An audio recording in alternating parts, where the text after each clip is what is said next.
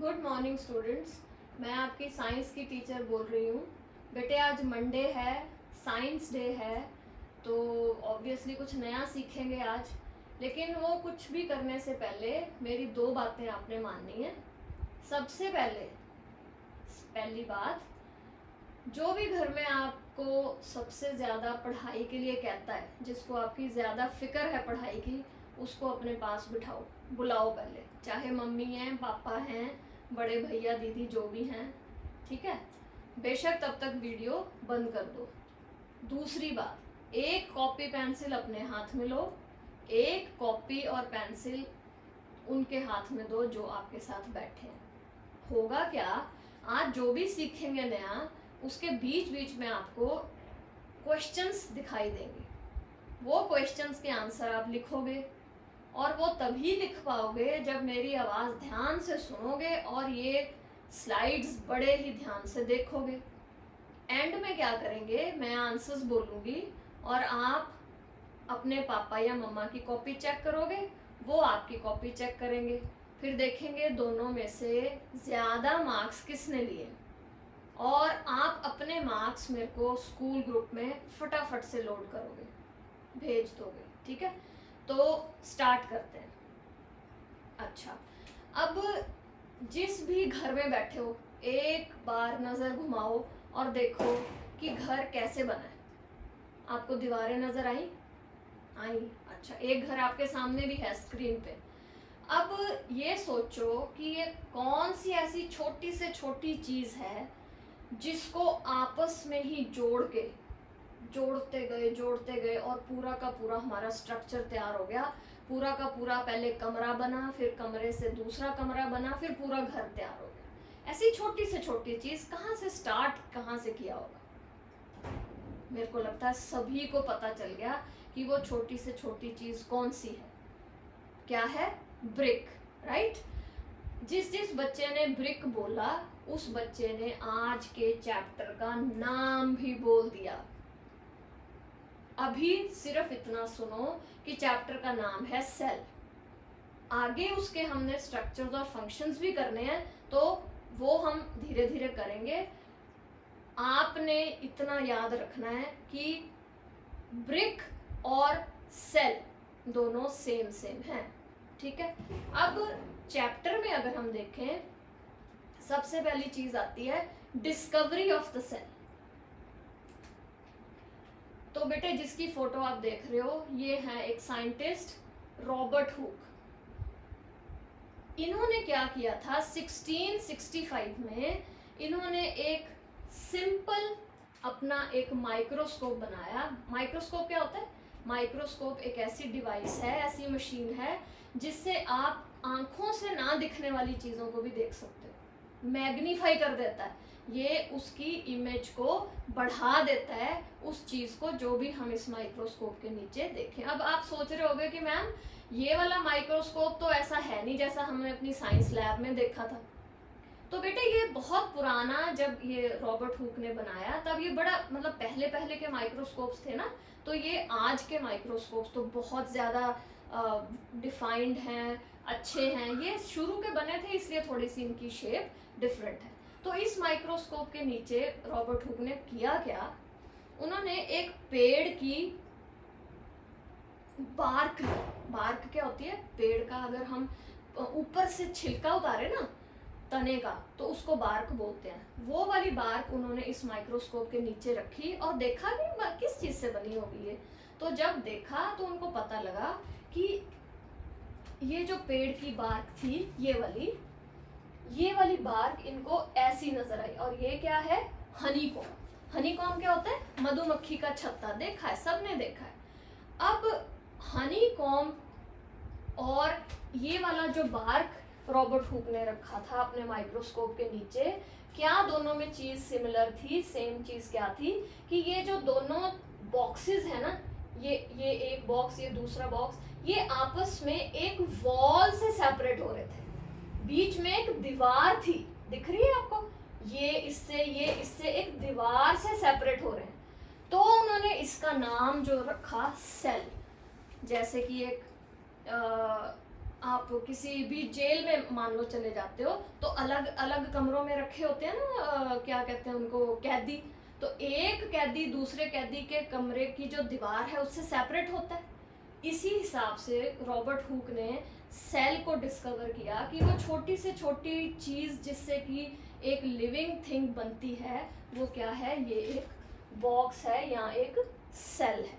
ठीक है, अब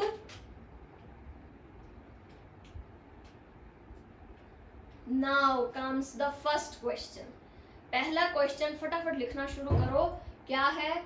who discovered cell and when. मैं आपको पूरा 30-40 सेकेंड का टाइम दूंगी, फटाफट लिखो। Who discovered cell and when.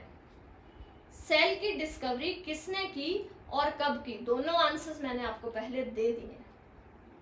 ठीक है, लिख लिया? ओके। अब बेटे, जैसे कि ब्रिक्स एक बिल्डिंग में, वैसे ही सेल एक लिविंग ऑर्गेनिज्म में बेसिक स्ट्रक्चरल यूनिट माना जाता है। दोबारा से बोल रही हूँ, जैसे कि ब्रिक एक पूरी बिल्डिंग में, वैसे ही एक सेल एक जिंदा ऑर्गेनिज्म में, जीवित प्राणी में बेसिक स्ट्रक्चरल यूनिट माना जाता है। अब देखो, अब जो मैं आपको फोटो दिखा रही हूँ, जैसे हमने वो घर देखा था ना जिसमें ब्रिक्स बनी थी, वो तो थी नॉन लिविंग थिंग। अब घर होता है नॉन लिविंग, नॉन लिविंग मतलब जान नहीं होती उसमें। अब जितनी भी जिंदा चीजें हैं, अगर हम उनको देखें तो वो देखो, ये देखो, ये एक आप फोटो देख रहे हो अनियन सेल। अनियन क्या होता है? प्याज। एक प्याज का सेल जो microscope, onion sales under a microscope, microscope के नीचे ऐसे दिखते हैं। दिख रही है आपको ब्रिक की तरह पूरा? देखो, है ना, एक ईंट, दूसरी ईंट, तीसरी ईंट, ऐसे नजर आ रहा है। अब इसको ईंट नहीं कहते, ईंट की जगह पे क्या बोल देते हैं? सेल। समझ आ गई?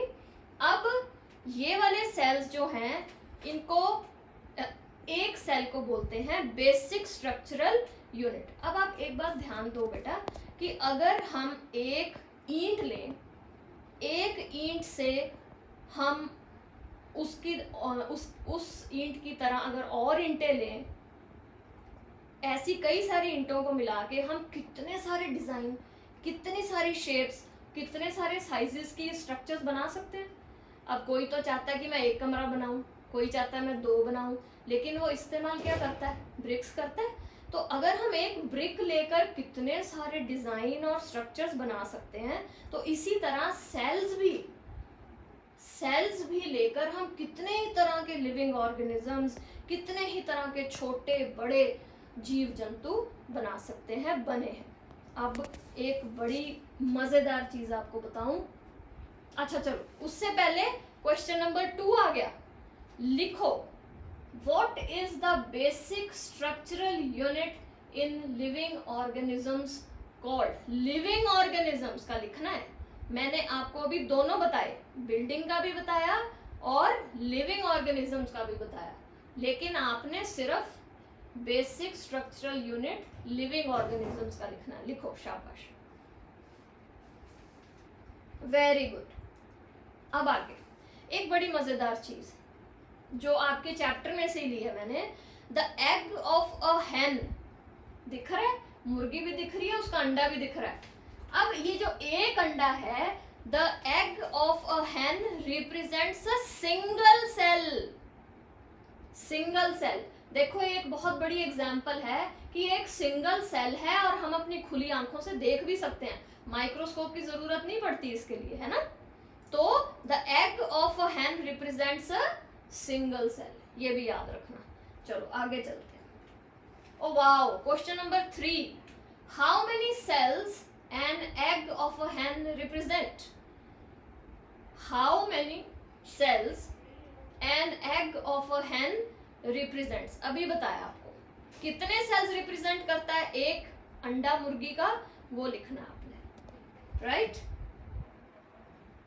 लिख लिया? Okay, now we have to study 3 things बच्चे। 3 चीजें पढ़नी है इस चैप्टर में। सेल नंबर, या नंबर ऑफ सेल्स, दूसरा करेंगे शेप ऑफ द सेल्स, तीसरा करेंगे साइज ऑफ द सेल्स। बस आज सिर्फ इतना ही करेंगे, ठीक है। अब इन तीनों में सबसे पहले हम लेते हैं नंबर ऑफ सेल्स। कितने सेल से एक ऑर्गेनिज्म बनता है, एक जीव या एक जंतु बनता है। अब आप फोटो में देखो, एक इतना बड़ा एलिफेंट, एक छोटी सी चींटी, आंट, दोनों के आप खुद सोचो जरा कि नंबर ऑफ सेल्स में फर्क होगा? बिल्कुल बिल्कुल होगा। A huge animal is made up of billions and trillions of cells, right? Human body has trillions of cells which vary in shapes and sizes. अपनी जो हमारी ह्यूमन बॉडी है वो भी पता नहीं कितने लाखों करोड़ों सेल्स से बनी हुई है। तो नंबर ऑफ सेल्स वेरी। आप अगर ऑर्गेनिज्म बड़ा है तो नंबर ऑफ सेल्स बढ़ेंगे, और अगर छोटा है तो नंबर ऑफ सेल्स घटेंगे, राइट?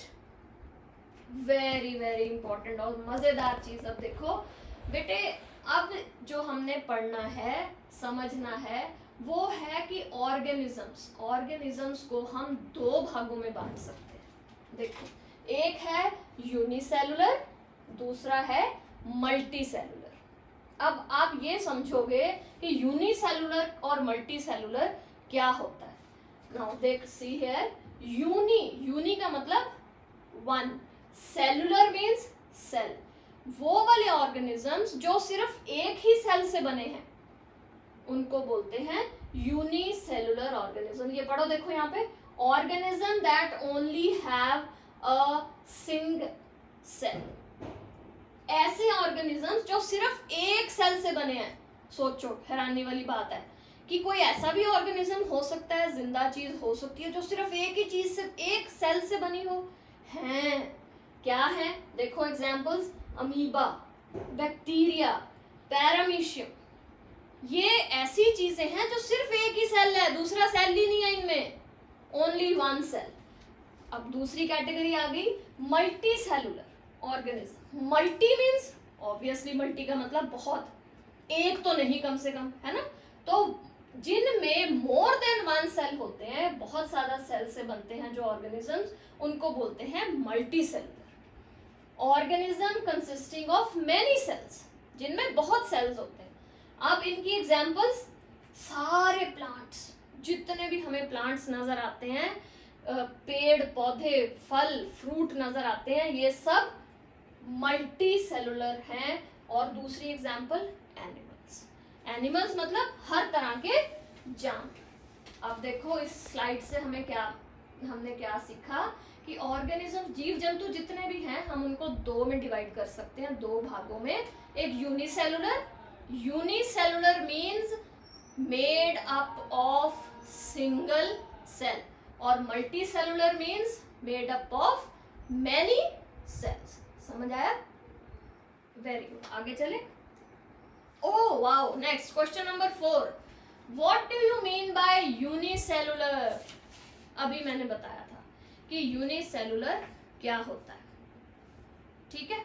लिखो, टेक 10-20 सेकेंड्स।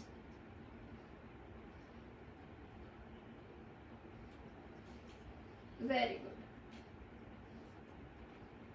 अब बेटे कुछ मल्टी सेलुलर ऑर्गेनिजम्स की एग्जांपल्स मेरा दिल था कि मैं आपको बताऊं, कि ये मत सोचना कि मल्टी सेलुलर में क्या आता है और यूनिसेलुलर में क्या क्या आता है। हर एक जीव जंतु जो आप आंखों से देख सकते हो, जैसे कि इंसेक्ट्स, सारे इंसेक्ट्स, पानी में रहने वाले सारे जानवर। अब ये किसकी फोटो है? शार्क की है। जंगलों में मिलने वाले जितने भी पेड़ पौधे हैं सब। ये देखो हमारे जैसी ह्यूमन बीइंग्स, ये फ्लावर्स, वो फिर से पानी में रहने वाली जेलीफिश, है ना। तो ये जितनी भी चीजें हैं, जितने भी ऑर्गेनिजम्स हैं, these are all multi cellular organisms. अब यूनिसेलुलर मतलब सिर्फ एक सेल से बने हुए, उनकी एग्जांपल्स देखो, पहले भी आया था, अब दोबारा आपको याद हो जाएगा पक्का कि यूनिसेलुलर कौन कौन से होते हैं। Paramecium, amoeba, bacteria, yeast. दोबारा बोलूं, यूनिसेलुलर ऑर्गेनिजम्स की examples paramecium, PARAMECIUM, amoeba, amoeba तो हमने पढ़ा हुआ है, 6th में भी पढ़ा था, 7th में भी पढ़ा था। देन बैक्टीरिया, बैक्टीरिया आपने शायद 1st 2nd चैप्टर में पढ़ा है। और अब लास्ट में यीस्ट, YEAST। ठीक है, now these are the examples of unicellular organisms. Wow, next question, question number 5, name 2 unicellular organisms. अभी बोले थे मैंने 4, सिर्फ 2 लिखने हैं, फटाफट लिखो। Name 2 unicellular organisms. फिर से एक क्वेश्चन और, question number 6, name some multicellular organisms. Very good.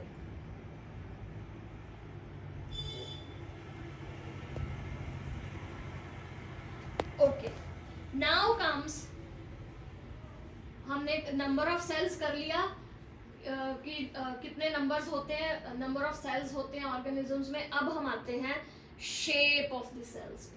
ठीक है, शेप बताने से पहले बेटे, एक ये ऐसा ऑर्गेनिज्म है अमीबा, जिसके शेप तो हम करेंगे, इसके बारे में एक और बड़ी इंपॉर्टेंट चीज है आपको बताने के लिए।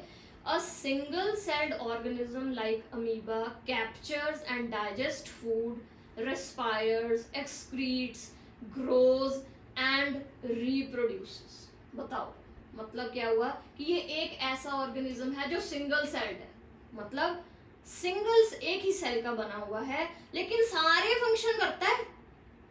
कैसे? कैप्चर, पकड़ना, अपने खाने को डाइजेस्ट करना, हजम करना, बाहर निकालना अपनी गंदगी शरीर से, बढ़ना, रिप्रोड्यूस करना, अपने आगे और अमीबा पैदा करने, ये सब क्या कौन करता है? ये सिंगल सेल ही कर लेता है, इसको जरूरत ही नहीं किसी और सेल की। ये एक सेल से बना हुआ ऑर्गेनिज्म सारे फंक्शंस अपने कर लेता है। ठीक है, अब हम आते हैं शेप पे। अब आप देखो जरा, आपको कैसी शेप नजर आ रही है अमीबा की? अच्छा, शेप दिखाने से पहले एक और स्लाइड देखो आप। ये देखो, ये बेटे है तो ये ना, ये वाला पूरा डायग्राम 10th क्लास से लिया है मैंने, 10th क्लास की साइंस की बुक से। देखो, आप 10th में भी पढ़ोगे अमीबा के बारे में, लेकिन यहाँ पर मैंने सिर्फ ये दिखाने के लिए ये चीज ली है कि ये देखो ना जरा, 4 बार अमीबा आया है, चारों बार आपको शेप इसकी नजर आ रही है।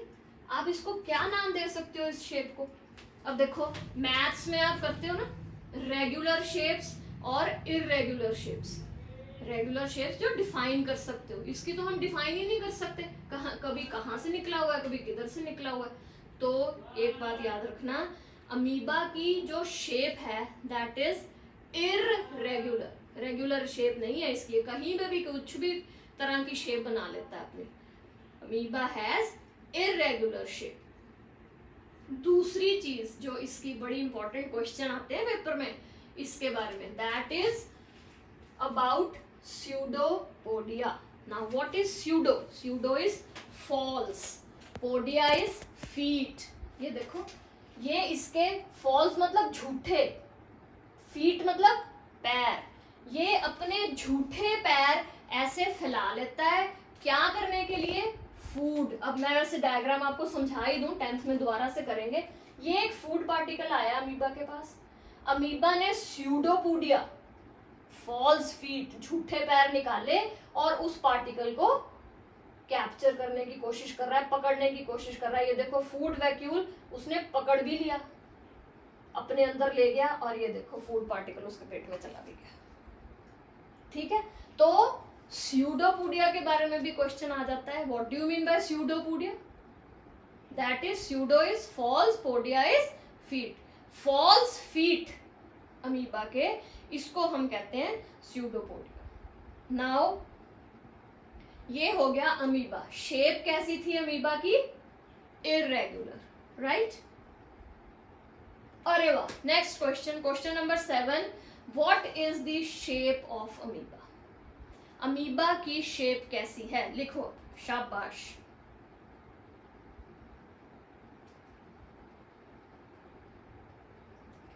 लिख लिया, राइट? अच्छा बेटे, एक बड़ी जो मेरे को इम्पोर्टेंट चीज लगी आपको बताने के लिए, वो ये कि ये फोटो है वाइट ब्लड सेल्स की हमारी बॉडी में। पिछली क्लास में मैंने आपको आरबीसी कंपोनेंट्स ऑफ ब्लड कराए थे, याद है? आरबीसीज, डब्ल्यूबीसीज, प्लेटलेट्स कराए थे। अब ये जो वाइट ब्लड सेल्स हैं, इनकी एक बड़ी खास बात है ह्यूमन बॉडी में, ह्यूमन बॉडी में। क्या?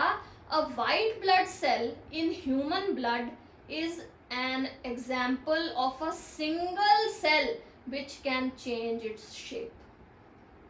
White blood cells शरीर में हमारे ऐसी एग्जाम्पल है, एक सिंगल सेल है, ऐसी एग्जाम्पल है जो कि अपनी शेप चेंज कर लेता है। अब ये क्यों करता है ऐसा? व्हाइट ब्लड सेल को क्यों नेचर ने ऐसा बनाया कि वो अपनी शेप चेंज कर सकता है? एक ऐसा सिंगल सेल है ये हमारी बॉडी में जो अपनी शेप चेंज कर सकता है। ये अब सोचना, नहीं तो मैं आपको बताती हूँ कि ये क्यों ऐसा करता है। व्हाइट ब्लड सेल्स क्या होते हैं? व्हाइट ब्लड सेल्स आर दो सेल्स विच प्रोटेक्ट अस, ठीक है? तो जिस भी बॉडी के पार्ट में कोई भी प्रॉब्लम आती है, व्हाइट ब्लड सेल्स वहां पर पहुंच जाते हैं लड़ने के लिए। अब देखो, कोई हिस्सा हमारा छोटा है, कोई बड़ा है। अब व्हाइट ब्लड सेल्स ने अगर कोई बाहर से इन्फेक्शन आ रहा है और इन्होंने लड़ना है, तो ऑब्वियसली अगर उनको छोटी बड़ी किसी भी चीज में से जाना पड़ेगा तो शेप चेंज करनी पड़ेगी। तो इसलिए ये एक सेल ऐसा है कि वो अपनी शेप चेंज करके उस बॉडी के पार्ट में पहुंच जाता है और इन्फेक्शन से लड़के उसको बाहर फेंक देता है, ठीक है?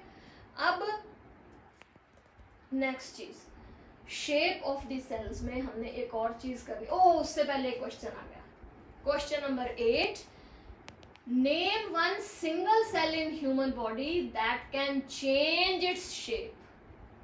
अभी बताया मैंने, कौन सा ऐसा सिंगल सेल है हमारे शरीर में, मानव शरीर में, जो कि अपनी शेप चेंज कर सकता है? मुझे लगता है लिख लिया तो फटाफट आप लोगों ने, वेरी गुड। नेक्स्ट, अब बेटे, अब ये चीज दिस इज इम्पॉर्टेंट, थोड़ी सी मेरे को लगा कि आपको याद करने में मुश्किल आएगी, लेकिन अगर आप समझ लोगे तो शायद अभी कर लोगे मेरे साथ ही। ये है शेप ऑफ द सेल। अब सेल की शेप कैसी होती है? अब अपना शरीर ही देखो आप, है ना? हमारी बॉडी है, कितने तरह के सेल हैं, हजारों लाखों की तादाद में सेल है हमारी बॉडी में। तो उनकी शेप कौन कौन सी है? अब देखो, सबसे पहले सेल्स आर राउंड, देख रहे हो? राउंड कौन सी एग्जांपल है? Red blood cells, RBCs. Spherical और इलोंगेटेड, इलोंगेटेड मतलब लंबे। इलोंगेटेड सेल्स में हम करेंगे, एक एग्जांपल और है, यहाँ भी देख रहे हो आप, इसको बोलते हैं muscular cells. Some cells are long and pointed at both sides. ये देखो, मस्कुलर सेल जो है, सेल्स जो हैं वो लॉन्ग भी हैं और क्या है? पॉइंटेड है। ये देखो, लंबे हैं और एंड्स इनके पॉइंटेड हैं, बिल्कुल तीखे हैं, ठीक है? They exhibit a spindle shape. इस शेप को क्या कहते हैं? जो लंबी भी होती है और एंड्स पे पॉइंटेड भी होती है, उस शेप को बोलते हैं spindle shape. Cells sometimes are quite long, some are branched like a nerve cell. अब देखो लास्ट वाली फोटोग्राफ में, this is a nerve cell. It is branch, जैसे एक पेड़ की ब्रांच होती है ना, ब्रांच क्या होती है? टहनी, पेड़ की ब्रांच जैसी होती है, वैसे लॉन्ग ब्रांच शेप में एक और सेल है हमारी बॉडी में, उसका नाम है नर्व सेल। अब नर्व सेल का फंक्शन क्या है? हमारी बॉडी में नर्व सेल करता क्या है? The nerve cell receives and transfers messages, thereby helping to control and coordinate the working of different parts of the body. Nerve cell का एक फंक्शन है, क्या है? कि वो अलग अलग तरह के मैसेज रिसीव भी करता है, ट्रांसफर भी करता है to the brain and from the brain to the different parts of the body. Shapes एक बार दोबारा करो, रिवाइज करो। Spherical shape RBCs, spindle shape, spindle समझ आई, लॉन्ग होती है और एंड्स में पॉइंटेड होती है, स्पिंडल शेप। और एग्जांपल है मसल सेल्स। और थर्ड है लॉन्ग ब्रांच्ड शेप, और उसका एग्जाम्पल क्या है, nerve cell, right. Question, name any two shapes of cells with one example each. हमने 3-4 शेप्स करी हैं सेल्स की, उन तीनों में से, चारों में से कोई भी 2 लिख दो। आप 2 शेप्स लिखो और उनकी एक एक एग्जाम्पल भी लिखो। Very good.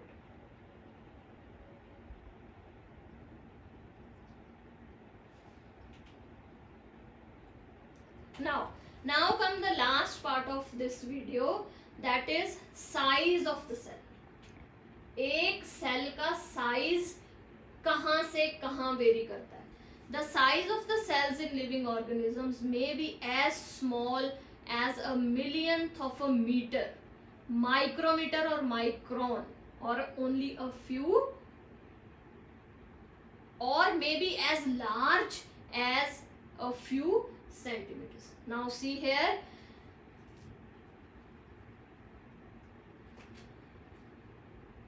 the largest cell measuring 170 mm into 130 mm is the egg of an ostrich.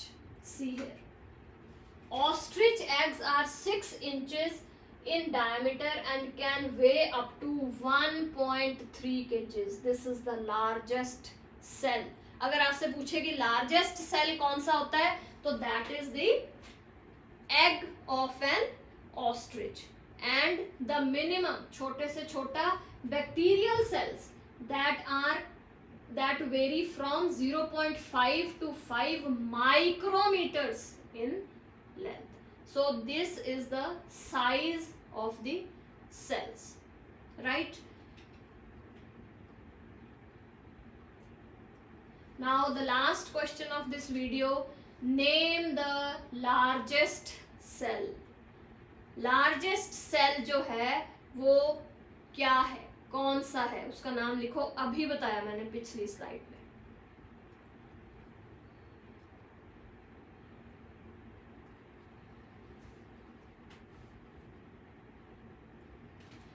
Now comes the time of your test marks.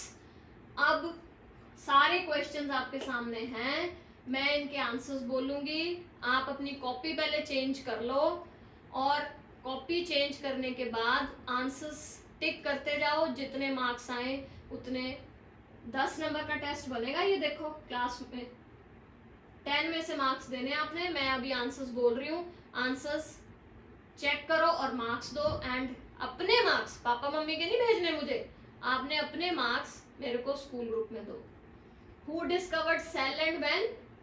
Robert Hooke in 1665. What is the basic structural unit in living organisms called? Cell. C-E-L-L. Question number 3. How many cells an egg of a hen represents? 1 single cell. Question number 4. What do you mean by unicellular? Unicellular means 1 cell, और अगर किसी ने लिखा है single cell तो वो भी बिल्कुल ठीक है। Question number 5, name 1 unicellular organism. जिसने लिखा है अमीबा वो भी ठीक है, जिसने लिखा है पैरामीशियम वो भी ठीक है, जिसने लिखा है यीस्ट वो भी ठीक है। Question number 6, name some multi cellular organisms. किसी का भी नाम, कोई भी प्लांट, कोई भी वाटर एनिमल, कोई भी ट्री, कोई भी आप में आपस में बैठे कोई भी ह्यूमंस, अपने भाई बहन, जिसका भी आपने नाम लिखा है, मल्टी सेलुलर ऑर्गेनिजम्स में ऑल लिविंग थिंग्स आ जाएंगी, जो कि हमें, जिसकी मैंने एग्जांपल्स आपको दिखाई थी। Question number 7, what is the shape of amoeba? Shape is irregular. Question number 8, name a single cell in human body that can change its shape, जो अपनी शेप चेंज कर कर भी उस किसी भी बॉडी पार्ट में पहुंच सकता है, that is white blood cell, WBCs। Question number 9, name any 2 shapes of cells with 1 example each. मैं तीनों बोल रही हूं और तीनों में से जो भी 2 किसी ने लिखी हैं वो आप ठीक कर लेना। Spherical red blood cells, spindle shaped muscle cells, long and branched nerve cells, right? And question number 10, name the largest cell, that is the egg of an ostrich. Number 2 और मेरे को भेजो, ये हाफ चैप्टर हुआ है, half chapter की video मैं आपको फिर भेजूंगी. थैंक यू बेटा.